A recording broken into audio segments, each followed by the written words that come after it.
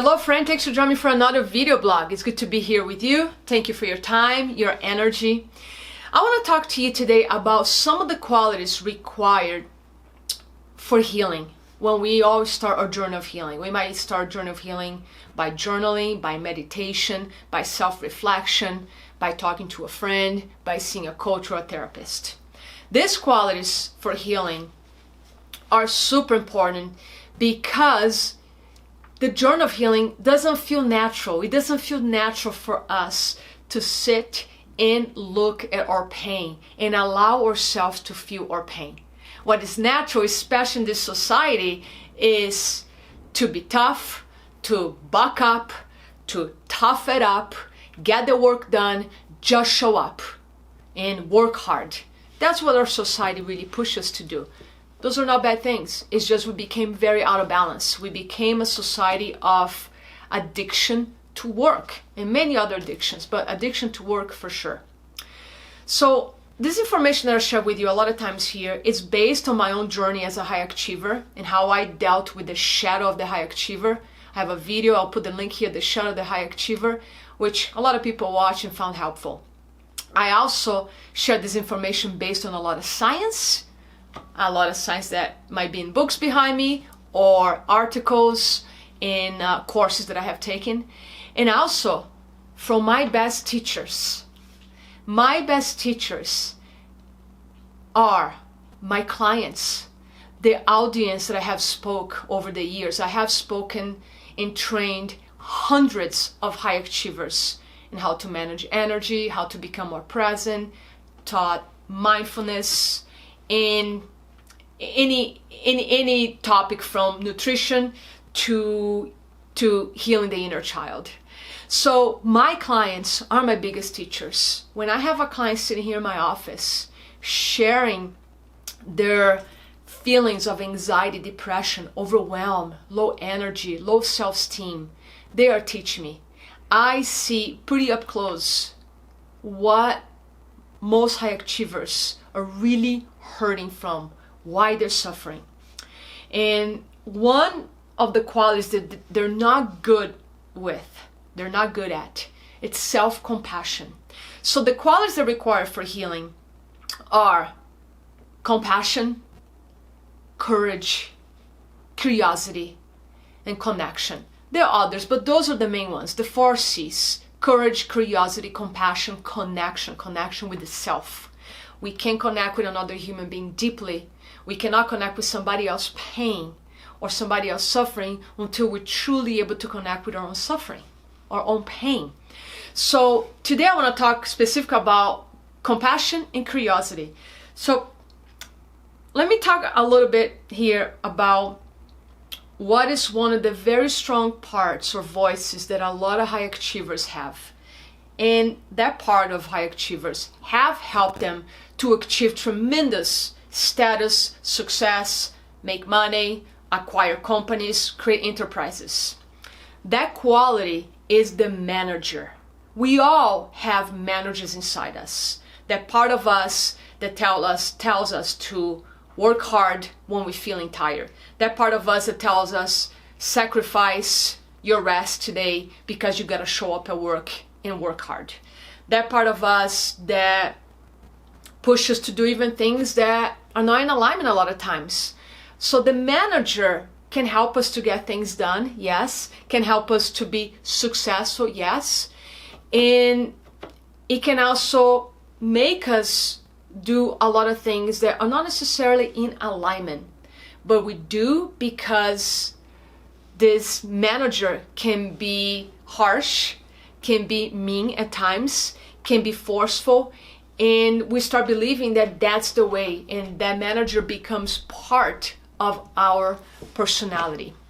But let me also say the good part of this manager, because every part of us, even the harsh part, the harsh voice, the judgmental voice in us, has a positive role. And the role of this manager inside us is protection. It's protecting us from feeling pain. It's protecting us from feeling very low self-esteem. It's protecting us from getting hurt. And this personality, you can call this part, which is a personality, start working with us since childhood. When we had a trauma, when we went through some difficult times as a newborn or a 2-year-old or a 5-year-old, maybe we were teased, we were bullied, or we were not allowed to express our emotions. And we were confused. Anytime a child is confused and not able to talk to another adult to help that child to regulate, there's a lot of confusion caused inside the child. And as a survival coping mechanism, we adopt a personality. We call this protector, and this protector is the manager in us. This protector is the one that tells us, get involved in sports, be the number one in your sport, so you don't have to feel this pain anymore. So a lot of athletes, a lot of super successful entrepreneurs have a very strong protector and manager voice. And we all have as well. All high achievers, actually everybody has a manager inside. I happen to work mostly with high achievers, so I tend to talk more about this particular group of people. So this manager in us wants us to succeed, and is constantly also protecting us from getting hurt. The problem with protection is that when we constantly live in a state of protection, we don't grow, we don't evolve, we don't really turn our healing and repairing mechanism. We're always busy, we're always doing. So let's think like of disease. If you're sick, if you get a cold or a flu, how many of you as high achievers have ignored those symptoms of sickness and went to work anyway? That's the manager. So the problem is when you're always protecting, you're not healing well and you're not growing. Growing and evolving require us to look at our limiting beliefs, requires us to look of our baggage or old negative emotions, parts of us that got froze in time, maybe experience we had as a baby, as a toddler, as an infant, as a high school kid. Those parts of us froze. And the more frozen parts we have, the louder the manager in us can become. That's why I said the manager, a lot of times when I work with my clients here, the voice of the manager is mean, it's harsh. I can have a very mean voice inside me. It actually showed up a couple weeks ago with an issue that I was dealing with. I had to literally make room for this very mean and harsh voice inside me. So I have that as well.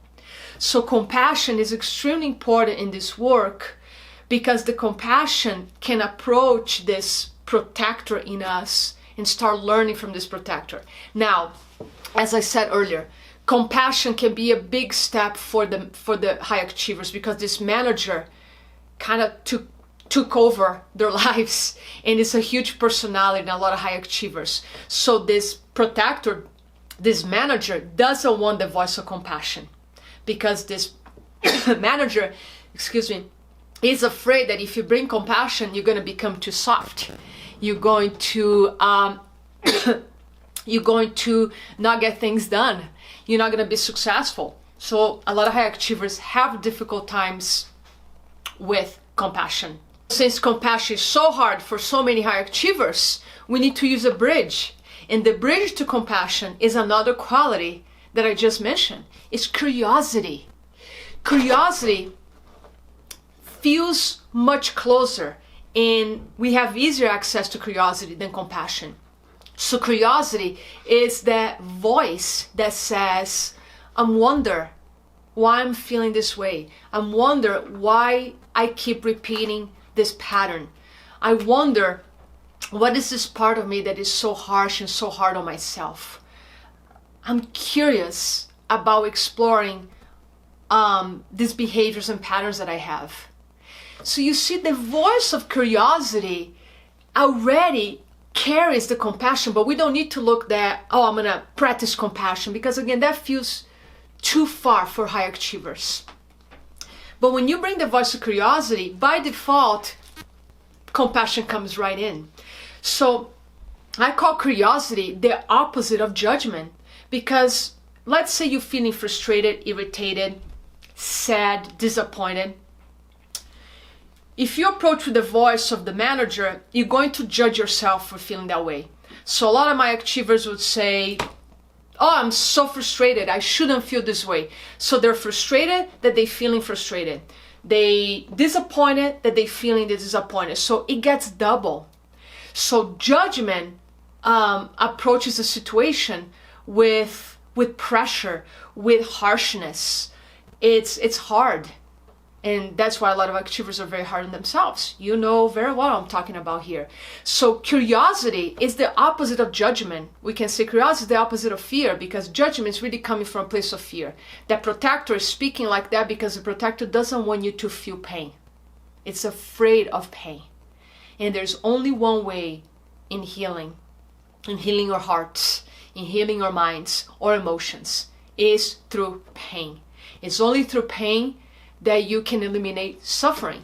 Pain is necessary, suffering is optional. You heard me saying this before. Suffering is happening when you're not dealing with your pain. Suffering is that constant state of anxiety, depression, overwhelm, fatigue. That's chronic suffering. Versus when you choose to go through the pain through your own work alone or with a coach or a therapist, it's temporary. You're going to pass through the pain, but it passes. It leaves your body. The body has an incredible ability to let go of pain. The body wants balance. The body wants harmony. The body does not want to hold pain. It's these parts of us, these protectors, these managers that hold the pain in our bodies with the illusion that it's going to disappear. So if we don't look at it, it's going to just disappear. And we know well it's not disappearing. That's why we are one of the countries in the world with the highest levels of depression, anxiety. We have tremendous problems with addictions here. Work addiction is something I'm always looking at. So bring the quality of curiosity into your life. When you're feeling a certain way, inquire, why am I feeling this way? And wonder what is triggering me right now. Instead of going judging others, because blaming it's a form, it's a coping mechanism of this protector. Because when you blame others, you don't have to look at your own stuff. That's why I always say eliminate the word and the quality of blame from your life completely. There's never a good time for blaming. Even when somebody intentionally hurts you, it's not going to serve you to ruminate in a narrative of how bad and how terrible that individual is. It might be true that the individual is a terrible person, but ruminating on that will never serve you. Even in situations like that, you want to disengage completely with blame, and you want to take responsibility always for your participation in a situation that you put yourself in and you got hurt. You just take responsibility. And responsibility is not about judging yourself. Responsibility is a quality of curiosity.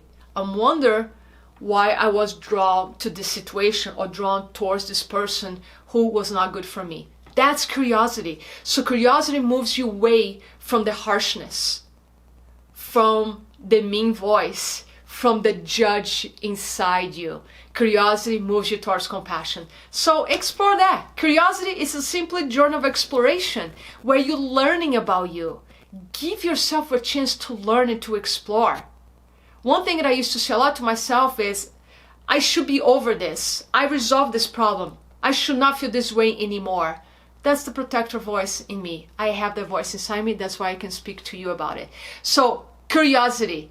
I invite you to bring curiosity anytime you feel triggered, anytime you feel any hot emotion, anytime you feel frustrated, irritated, angry, sad, disappointed, anxious. Bring curiosity, and that's how you can start creating some softness inside you. And with that compassion, and right there, you open the portal to start healing your heart and come back to wholeness, come back to your essence. Healing is not going anywhere and becoming somebody else. Healing is simply a journey back to the self, to your heart, to your essence, which is pure love, joy, vitality, abundance, bliss. It's all there. Those are not emotions. Those are qualities and states that live inside you. So to have access and live in that state more, where as a high achiever, you start operating much more from a place of enthusiasm, excitement, authentic joy, creativity. you thrive and you flourish from that place.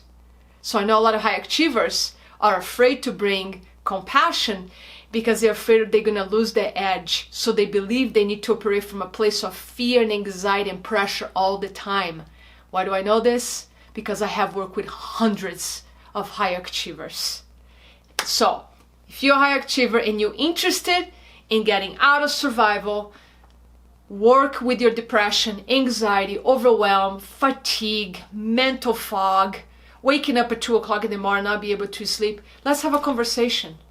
Let's have a conversation how you can start bringing balance to all these parts of you and increase your productivity, but have productivity with purpose. Be intentional, not just chase goals, but have intentions and being present. And I guarantee life is going to feel easier. You're going to feel way more balance when there's harmony between your mind, your body, and spirit. Thank you so much. Have a good weekend, and I'll talk to you very soon.